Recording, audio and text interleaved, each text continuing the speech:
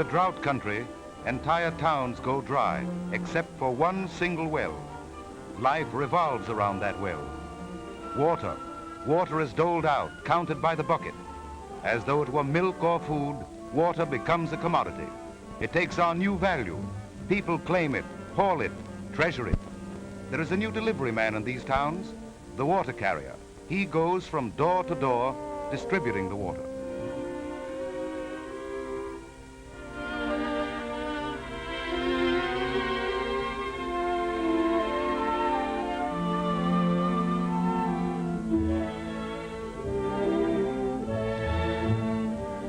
As old wells dry up, new ones are dug. The water level below wells has fallen.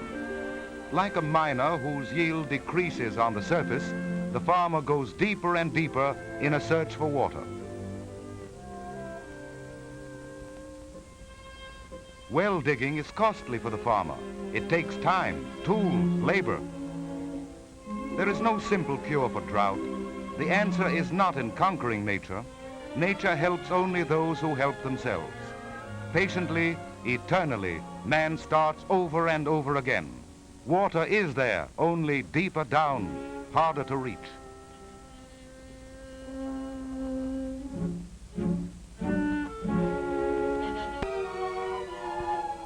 In the drought area, there exists a double need for nursery schools. With little water and devastating heat, disease becomes a menace. WPA nurses are vigilant in their search for typhoid and other germs resulting from water shortage. Temperatures must be checked. Throats and eyes, irritated by wind and dust, require experienced attention. Horsepower augments manpower. With no crops to harvest, with land parched, the dauntless farmer turns his energies and his teams to building roads where his future crops may be carried to market. New jobs for both the farmer and his team, but jobs and work that justify themselves. Behind the Works program lies engineering skill and scientific planning. The drought-damaged farms, men lost their jobs. Jobs were created to restore the land. Thus, life is sustained in the midst of drought. When drought comes, fire is potentially in its wake. Hundreds of farmers are cutting wide lanes to prevent the spread of prairie fires. The fundamental structure of the government's work relief program in the Great Plains is construction of dams.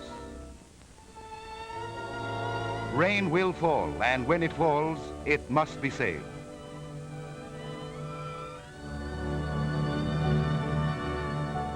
Dams are underway throughout the entire drought region. In some places, a dam every 100 miles. In other places, a dam every 10 miles. But never aimlessly, never by chance. Water must be diverted to old waterways and empty basins. We have farmed and we have fought the drought with haphazard methods too long.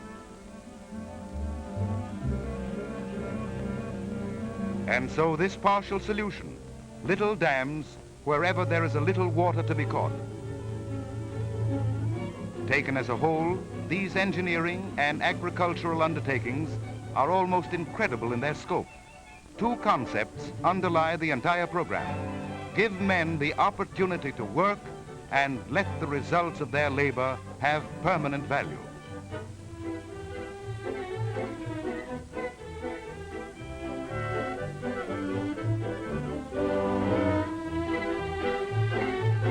Elsewhere, larger dams are built of reinforced concrete, and so the land is cleared and skilled workers twist thousands of strengthening wires into place. All this that men may find employment and new reservoirs come into use.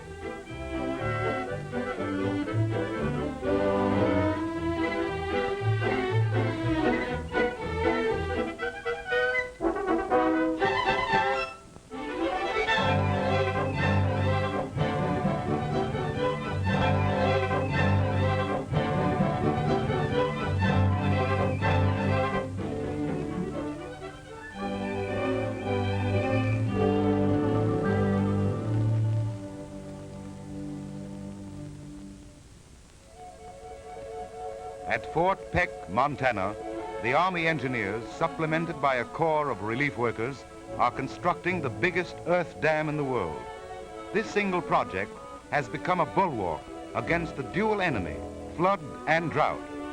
In the heart of the dry regions, it nears completion, 240 feet high, a vast system of tunnels and spillways, a water arsenal for future defense. With this gigantic structure crowning the headwaters of the Missouri River, water can be stored and in time of need released to the scores of tributaries which join the spreading river.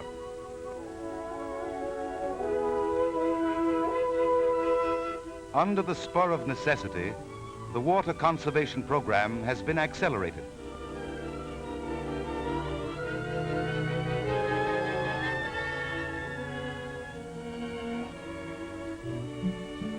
The ponds and lakes built by relief labor last year and the year before have served well.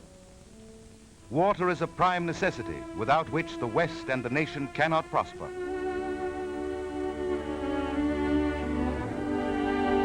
Rain for the earth. Rain must fall. It must be treasured. We must save it and teach our children to save it, so that the plainsmen of tomorrow may claim their just heritage.